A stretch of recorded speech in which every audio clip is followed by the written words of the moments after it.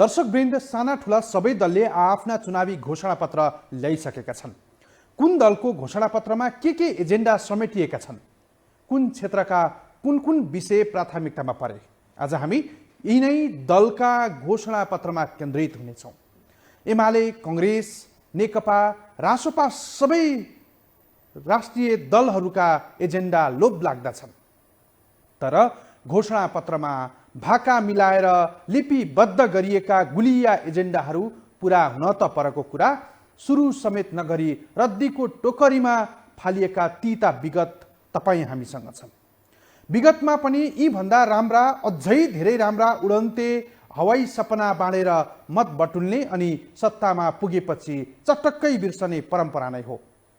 कामभन्दा भाषण धेरै गर्ने, आधारभूत समस्या भन्दा विलासीका कुरा धेरै समेट्ने, कुनै काम सक्दिन भन्दैन भन्ने, सबै गर्छु भन्ने तर गर्न चाहिँ केही पनि नगर्ने प्रवृत्तिका बीचमा आएको दलका घोषणापत्रले जनतामा केही आशा जगाए पनि धेरै चाहिँ निराशा छ।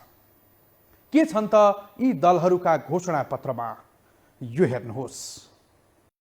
2 दिनको अवधिमा 3 प्रमुख राजनीतिक दलले आफ्नो घोषणापत्र सार्वजनिक गरेका छन्। बुधबार नेपाली कांग्रेसले मध्य प्रदेशको राजधानी जनकपुरबाट प्रतिज्ञा पत्र भिजन 10 सार्वजनिक गरेको थियो भने बिहीबार नेकपा एमाले र राष्ट्रिय स्वतन्त्र पार्टी रासोपाले घोषणापत्र जारी गरेका छन्। बिहीबार संघीय राजधानी काठमाडौँमा आयोजित एक कार्यक्रम मार्फत अध्यक्ष केपी शर्मा ओलीले समृद्ध नेपाल सुखी नेपालीको राष्ट्रिय आकांक्षा पूरा गर्न एमाले बनाउँछ भन्ने मूल नारा सहित आफ्नो संकल्प सार्वजनिक गरे। घोषणापत्रको खण्ड ङ र च मा एमाले आफ्नो नेतृत्वमा सरकार गठन भएमा गर्ने तत्कालका कामहरू र दीर्घकालीन विकासका 25 वटा आधार स्तम्भहरूलाई मुख्य रूपमा अघि सारेको छ।